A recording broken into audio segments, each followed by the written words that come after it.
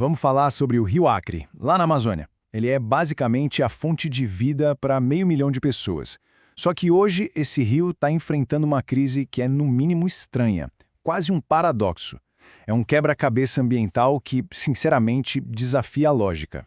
E para a gente entender que crise é essa, que situação é essa, basta a gente olhar para o que aconteceu só no último ano. É impressionante! O rio mostrou duas caras, duas realidades completamente opostas e muito perigosas. E a população foi jogada de um desastre para o outro.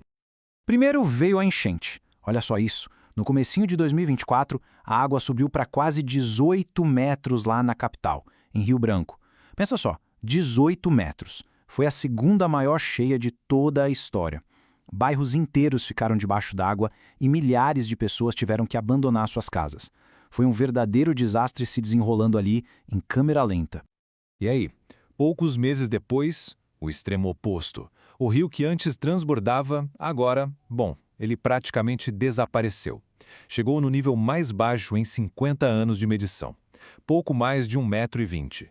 Imagina o cenário. A mesma população que estava fugindo do excesso de água, agora estava com medo de não ter água nenhuma. O abastecimento da cidade inteira ficou ameaçado. Então fica a grande pergunta, né? Como é que pode?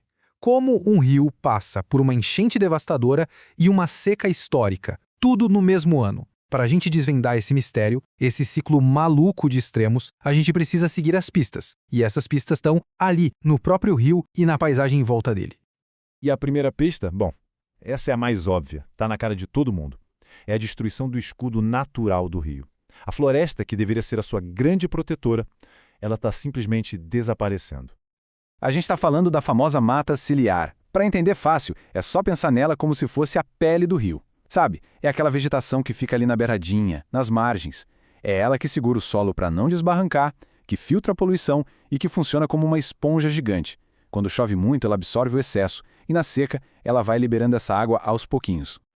É exatamente o que o pesquisador Evandro Ferreira explica.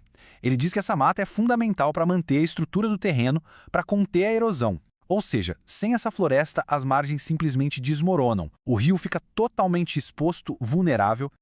E o tamanho do estrago, é de assustar. 40%. 40% de toda a mata ciliar do Rio Acre já foi para o espaço. Quase metade daquele escudo protetor que é vital simplesmente não existe mais. Foi devastado.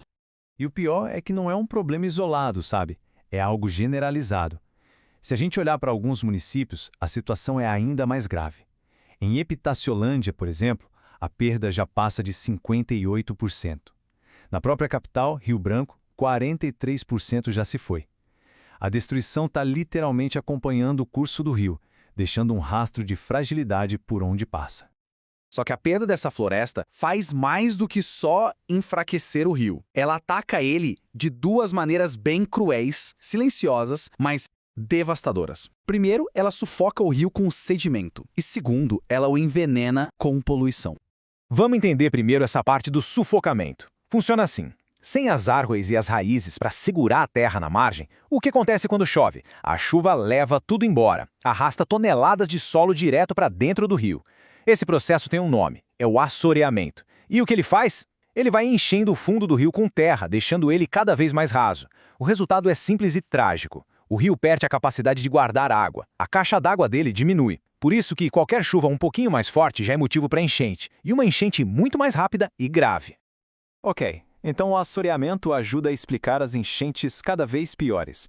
Mas o problema não para por aí. A degradação não é só física, de terra caindo no rio.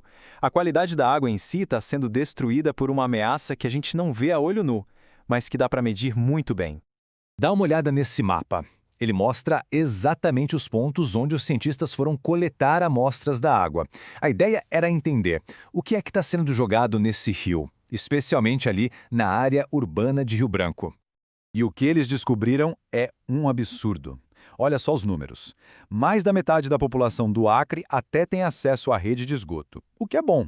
Mas, de todo o esgoto que é coletado, só 10% é tratado de verdade.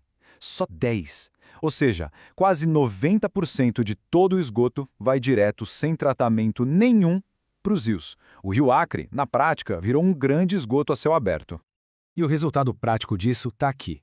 Para a gente ter uma ideia, vamos pegar um poluente específico, o fosfato. Ele vem do esgoto, de detergente. A lei diz que o máximo permitido na água é de 0,15 miligramas por litro. Sabe quanto foi encontrado no Rio Acre? Quase 25.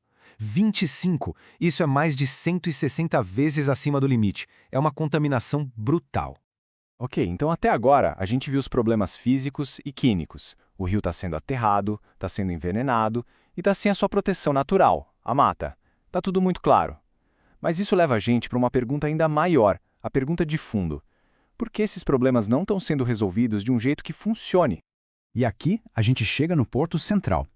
O problema do Rio Acre não é falta de ciência, não é que ninguém sabe o que está acontecendo. A raiz da crise é uma falha de gestão, de governança. Existe um abismo gigante entre o diagnóstico, que já existe, e as ferramentas, os instrumentos práticos para resolver a situação. Para isso ficar bem claro, vamos dar uma olhada nessa comparação. A gente colocou lado a lado as políticas de gestão da água do Acre e de São Paulo, só para ter um parâmetro. Olha só, enquanto São Paulo já está na 6ª versão do seu plano de águas e tem sistemas funcionando de autorização e até de cobrança pelo uso da água, no Acre, o sistema de outorgas, que é a permissão para usar a água, ainda está em construção. E a cobrança? Nem estudo para isso existe ainda. Resumindo a história, a gestão da água no Acre ainda está no estágio muito básico. Faltam as ferramentas mais essenciais para controlar quem está tirando água do rio, quanta água está tirando e principalmente para conseguir dinheiro para financiar a recuperação e a proteção do próprio rio. E essa combinação de problemas ambientais com falha de gestão está empurrando o rio para um caminho perigosíssimo, talvez um ponto sem volta. O que aconteceu em 2024, aquela enchente e aquela seca, não foi um acidente de percurso, foi o rio dando um último aviso. E os especialistas, os cientistas, já estão com o alarme ligado no máximo. As previsões, sinceramente, são bem sombrias. Na pior das hipóteses, o rio pode se partir, se romper completamente perto da capital já em 2032, logo ali. E mesmo sendo otimista, o colapso total do sistema fluvial pode vir em cerca de 44 anos. A boa notícia é que ainda dá para reverter. Não é impossível salvar o rio, mas a janela de tempo para agir está se fechando, e rápido. A lista de tarefas é muito clara, é urgente. Primeiro, recuperar as matas ciliares. Segundo, fiscalizar e parar o desvio ilegal de água, principalmente por fazendas. E terceiro, que é crucial, tratar todo o esgoto antes que ele chegue no rio. Não é 10 nem 50, é 100%.